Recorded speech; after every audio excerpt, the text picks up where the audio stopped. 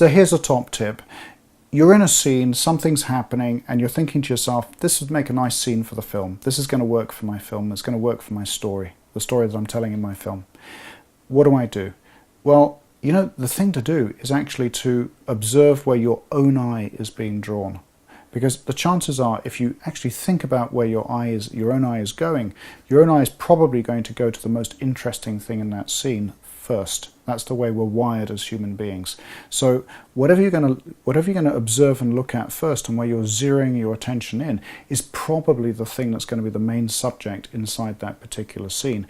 That's the thing that's actually worth filming.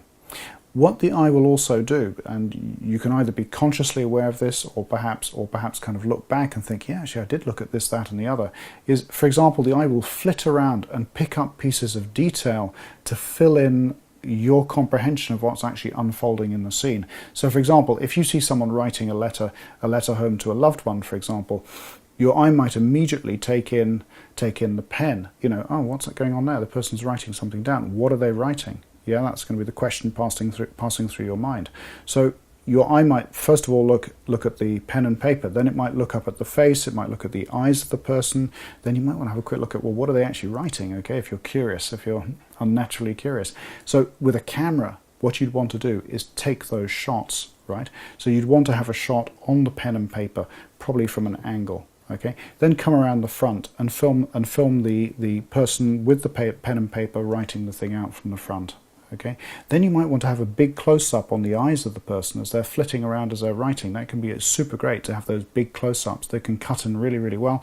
And then finally, you probably want to come around over the shoulder, have a shot over the shoulder writing the letter, and then your final shot might be actually on the text or on the pen over the shoulder, you know, writing out on the paper. I just give that as an example of how you'd work around a scene to get the shots that you'd need, but they quite correspond to what your eye would naturally do in that situation.